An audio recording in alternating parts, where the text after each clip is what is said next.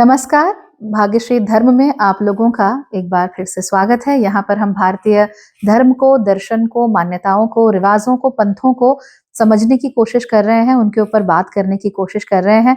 और मेरी यही कोशिश है कि हम जो भी कहना चाहते हैं अपने उपनिषदों के द्वारा, पुराणों के द्वारा, इन चीजों के ऊपर हम थोड़ा फोकस कर सके, उनकी बात कर सके और उनके ऊपर एक सार्थक रूप से हम बातचीत कर सके, अपनी सोचने समझने की क्षमता को विकसित कर सके। क्योंकि होता यह है कि अक्सर हम लोगों को चीजें बस घुट्टी की तरह पिला दी जाती हैं, बट जहां पर हमें सोचना चाहिए, जहां पर हमें विचार करना चाहिए, वो विचार पूरी तरीके से धता हो जाता है। तो भारतीय दर्शन कभी भी विचार शून्य नहीं हो सकता, ऐसा मेरा दृढ़ विश्वास है। और अब इस समय पर ये वीडियो मैं आप लोगों के लिए इसलिए लेकर आई हूं क्योंकि मैं चाहती हूं कि हम डिस्कस करें कि ये जो विचार शून्य नहीं है हमारा दर्शन, जो विचारशील है, उसमें दीपावली का क्या खास महत्व है, क्यों दीपावली इतनी जरूरी है और कहां पर हम अपना जो रूट है उससे अलग जाकर दिखावे के पीछे भाग रहे हैं। So let's talk about it. अब हो क्या रहा है कि दीपावली त्योहार है, हमने उसे त्योहार से हटा के फेस्टिवल बना दिया, उसे बहुत बुरी तरीके से कमर्शलाइज कर दिया। आप लोग जानते हैं कि मैं अंग्रेजी के या इन सब चीजों के खिलाफ नहीं हूं। यू मस्ट लर्न, आपको मालूम होना चाहिए, आपको इन चीजों में बात करने का आपको पता होना चाहिए कैसे बातें करते हैं, क्योंकि अंग्रेजी भाषा भी आपके लिए कई सारे द्वार खोल देती है जो सामान्य रूप से आपके लिए खुले हुए नहीं होते। तो अगेंस्ट मत जाओ किसी चीज के। लेकिन हम जो इस समय नोटिस कर रहे हैं वो एक बाजारीकरण है हमारे त्योहारों का, और इस बाजारीकरण की वजह से कहीं ना कहीं मुसीबतें हम लोगों के सामने पेश आती हैं, हमारे सामने समस्याएं पेश आती हैं।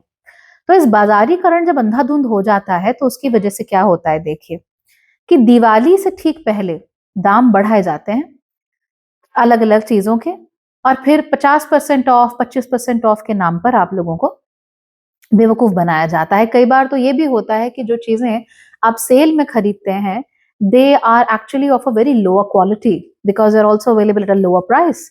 तो इस तरह की चीजें भी हमें देखने को मिली है, और पर्सनल एक्सपीरियंस से मैं आपको ये चीज बता सकती हूँ, personal end of course anecdotal जिनसे मैंने बात की है लोगों से, उनके थ्रू भी।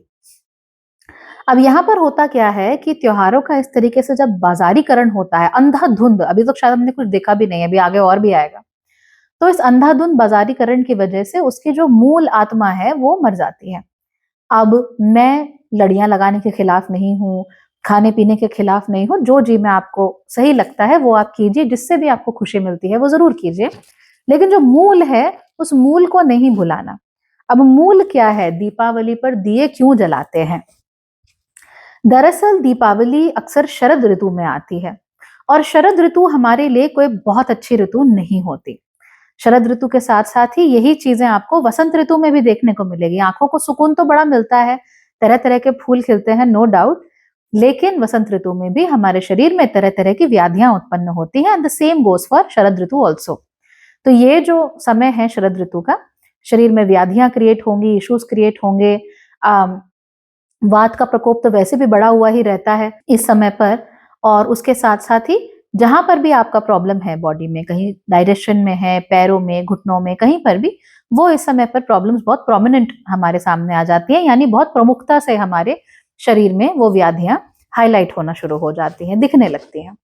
तो शरद ऋतु को शरीर के लिए बहुत अच्छी ऋतु नहीं माना जाता। इस ऋतु में ठंड गर्म होने के चांसेस बहुत ज्यादा रहते हैं। समझ में ही नहीं आता कि ठंडी पड़ रही है, गर्मी पड़ रही है, हो क्या रहा है। बाहर निकलोगे, जैसे इस समय पर बाहर धूप खिली है, अगर मैं 5 मिनट बाहर खड़ी हो जाऊं तो मैं धूप से जल जाऊंगी, लेकिन अगर अंदर बैठी हुई हूँ तो ठंड से मरी जा रही हूँ। तो शरद ऋतु का कुछ इस तरह का नेचर होता है।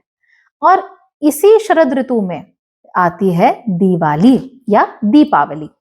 अब दीपावली में हम जलाते हैं घी के दिए या फिर मैक्सिमम सरसों के तेल के दिए।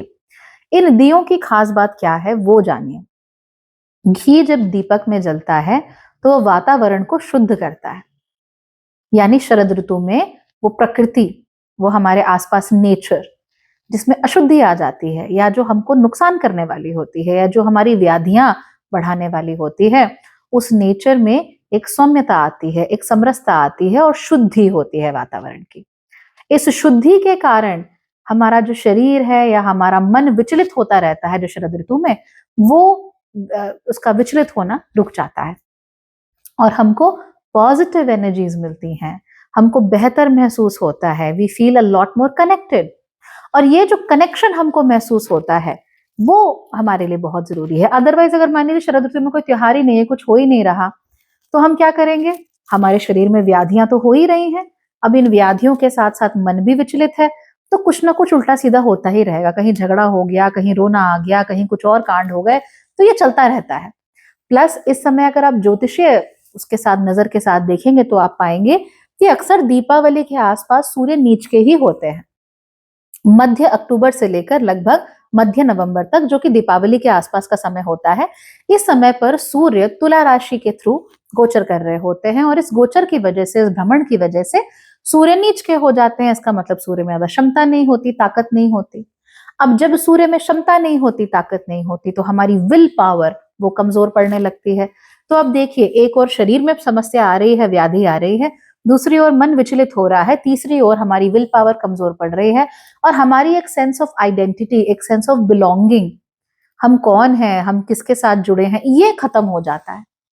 देन तुला राशि जोड़ के रखने वाली राशि होती है, सबको साथ लेकर चलने वाली राशि होती है, सबको साथ मिलाकर रखने वाली राशि होती है। तो सूर्य के तुला राशि में इस इंग्रेस के आसपास दिवाली मनाई जाती है। मैक्सिमम सूर्य आपको कहाँ मिलेंगे? वृश्चिक राशि में। वृश्चिक राशि again talks about rebirth and purification. तो इस बार जो दिवाली पड़ रही है या जब भी पड़ेगी, तो वृश्चिक राशि में या तुला राशि में ही सूर्य होंगे।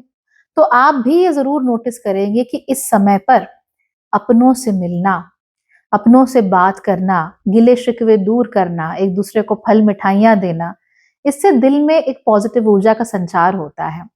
तो होली के दिन तो दिल मिलते ही हैं, लेकिन दिवाली पर ज्यादा मिल जाते हैं, क्योंकि दिवाली ही सही समय है ये सब करने के लिए।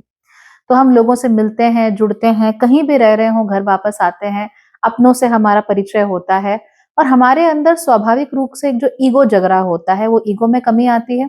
दूसरी चीज, जब हम अपनी आइडेंटिटी तलाश कर रहे होते हैं, तो उस आइडेंटिटी का भी हमको एक कॉन्टेक्स्ट मिलता है।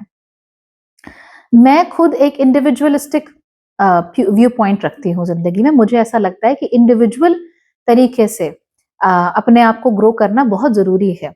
So individualism does take a very central role in my philosophy. लेकिन उसके बाद भी भारतीय दर्शन, भारतीय फिलॉसफी, ये इंडिविजुअल बेस्ड नहीं कही जाएगी prominently. We are relationship oriented people, we are relationship based people. और क्योंकि हम आइडेंटिटी अपनी केवल मैं कौन हूं इससे नहीं बनाते, हम अपनी आइडेंटिटी को with in a particular context देखते हैं कि मेरे परिवार में मैं कौन हूं, मेरे मोहल्ले में मैं कौन हूं, मेरा क्या रोल है, मेरी सोसाइटी में मेरा क्या रोल है। तो ये जो एक रिसेंट ईयर्स में एक वेस्टर्न अनयूजुअल इंडिविजुअलिज्म हुआ है, मैं केवल लिटिल हीडोनिस्टिक, अ लिटिल सेल्फिश, वो जो है इंडिविजुअलिज्म, सेल्फिशनेस नहीं होती। इंडिविजुअलिज्म होता है व्यक्ति के ऊपर की जिम्मेदारियां और व्यक्ति का विकास, व्यक्ति विशेष का विकास, नॉट जस्ट सेइंग कि मैं ही हूं, दैट अहंकार नहीं होता। बट इंडिविजुअलिज्म में ये जरूर होता है कि व्यक्ति का विकास होगा तो समाज का विकास होगा। बट अगर देखा जाए तो समाज का विकास होगा तो भी व्यक्ति का विकास होगा, तो दोनों चीजें आपस में कोरिलेटेड हैं। तो भारत के परिप्रेक्ष्य में हम हमेशा यही देखते हैं, हम किसके बेटे बेटी हैं, हमारे पति पत्नी कौन है, हमारे बच्चे कौन हैं, हम किस परिवार से आए हैं, हम किस गांव के हैं, हम किस शहर के हैं, हमारा लैंग्वेज क्या है। So we are a very context oriented society. अब इतनी कॉन्टेक्स्ट ओरिएंटेड सोसाइटी में हाइपर इंडिविजुअलाइजेशन, या खास तौर पे बेहद western sort of selfish individualization जो है, वो टिकता नहीं है बहुत दूर तक। और इवन दो अगर आप बहुत ज्यादा इंडिविजुअलिस्टिक ही हैं, मैं आपके अंदर बहुत ज्यादा है, you are very selfish, narcissistic, तो भी सूर्य का तुला राशि में जाना, सूर्य का नीच में होना, और शरद ऋतु का ही समय पर पड़ना, दिवाली का इस समय पर पड़ना, ये आपको एक इंडिकेशन देता है कि भाई साल में एक दिन के लिए ही सही, 2 दिन के लिए ही सही, पर अपने आप को किसी खास कॉन्टेक्स्ट में देखो, अपने आप को as a part of a community देखो, as a part of family भी देखो, केवल मैं एक इंडिविजुअल हूं ऐसे नहीं देखो। And that's why everything becomes a lot better for Indians. और मुझे ऐसा लगता है that Indians generally are happier. हम में से सबसे एम्बिशियस लोग हैं, they are also generally happier. और जो बिल्कुल ही निकृष्ट श्रेणी के हैं, चाहे मानसिक रूप से, चाहे इमोशनल रूप से, वो भी कहीं ना कहीं are a lot happier than other countries, and it's because we are living in very high contact societies. So even if you're not successful, you're still somebody's daughter, you're still somebody's son, and they love you and they take care of you. तो मेरे ख्याल से ये कहीं ना कहीं हमें बचाता है, कई सारी मुसीबतें भी क्रिएट करता है, नो डाउट, बट बचाता भी है कई सारी चीजों से। सो इन हाई कॉन्टैक्ट सोसाइटीज में ये हमको मदद करता है। दूसरी बात, दिया जलाना। देखो, लड़ियां जितनी चाहे लगा लेना, जितने चाहे आपको क्या कहते हैं मिठाइयाँ घर में लानी है ले आना, वैसे तो मत ही खाना excessive. You should be eating what is cooked in your house. मिठाइयाँ जितनी हो सके बाहर से कम लाना, घर की मिठाइयाँ ज़्यादा यूज करना।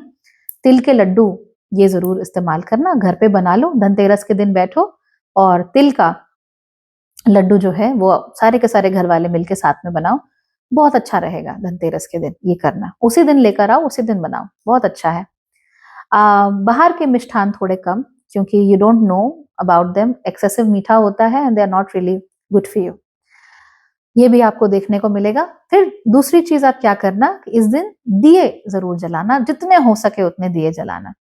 महंगे भी नहीं होते ज्यादा दिए तो। हम लोग ऐसे हैं कि लड़ियां तो दुनिया भर की लगा देंगे, पर दिए जलाने में हमें आफत आती है। ऐसा नहीं करना, जितने हो सके आपका घर दियों से जगमगाना तो चाहिए। अब ये दिए जलाना तो घी के दिए जलाना, ठीक। ऑब्वियसली घी भी महंगा ही हो जाएगा इस समय पे, तो कोई बात नहीं, अगर घी का दिया नहीं जला सकते हो तो आप सरसों के तेल का दिया भी जला सकते हो, वो करना। वातावरण शुद्ध होगा, शरीर आपका शुद्ध होगा, और इसके साथ साथ ही मन भी आपका शुद्ध होगा। वातावरण शुद्ध होगा, शरीर शुद्ध होगा, मन शुद्ध होगा। ये जो विचलित व्यक्ति हो जाता है, मैं कौन हूं, मैं क्या कर रहा हूं, मैं क्यों हूं यहाँ पे, वो विचलन जो है वो कम हो जाता है उस व्यक्ति का। इनफैक्ट जो भी व्यक्ति आपके परिवार में सबसे ज्यादा विचलित है, उसको बोलो भैया तू ही दिए जला और तू ही रखे आ, और उसको उस दिए की जलती हुई लौ के पास रखो। It really really helps. वो आपको कहीं ना कहीं कॉन्सेंट्रेट करने में मदद करता है, आपके दिल में भी एक लौ जगाता है, कहता है कि सब हो जाएगा। अगर आपको यकीन नहीं आता तो आप ये करके देखिए। दिवाली पे जब आप पूजा कर रहे होंगे, थाली सजाना, बड़ी सी परात ले लो, बड़ी सी, छोटे छोटे कई सारे दिए उसमें रखो, और जरूरी नहीं कि फैंसी दिए, और वैक्स वाले नहीं, या तो घी या सरसों का तेल, चाहो तो दोनों मिक्स भी कर सकते हो, कोई टेंशन नहीं। तो वो दिए रखो और उनको बस जलाओ, और आप देखो इंस्टेंटली कैसे आपके उस पूजा घर में पॉजिटिव ऊर्जा का संचार होता है। इंस्टेंटली अग्नि के कारण वहां के जो वातावरण में दूषण है वो खत्म हो जाता है। इंस्टेंटली उस अग्नि के कारण आपका फोकस बहुत अच्छा बना रहता है। सो आप इसको ट्राई करो। बाकी के नॉनसेंस उपाय जो है, ये कर लिया, वो कर लिया, फलाना खरीद लिया, ढिमकाना खरीद लिया, खरीदना है खरीद लो, नहीं खरीदना मत खरीदो, आपके अपने ऊपर डिपेंडेंट है। बट जो सही मायनों में दीपावली है उसको समझो और उसके साथ आप काम करना शुरू करो, and I am pretty sure कि रिजल्ट बहुत ही अच्छे आएंगे। एंड जब आप धर्म के पीछे के दर्शन को समझेंगे तो आपको और भी बहुत अच्छा लगेगा कि ये क्या है, ये क्यों है। बहुत जाहिर सी बात है, देखो हम हर वक्त हर चीज नहीं फॉलो कर सकते, है ना, नहीं हो पाता, हमारा जीवन ही ऐसा है, किसी की नाइट शिफ्ट है, किसी का कुछ, किसी का कुछ, किसी का कुछ, हर वक्त हर चीज नहीं फॉलो की जा सकती, आई अंडरस्टैंड। लेकिन जिस हद तक फॉलो की जा सकती है उतना हद तक हमको फॉलो करना चाहिए, और हमें इसके साथ जुड़ा भी रहना चाहिए, है ना।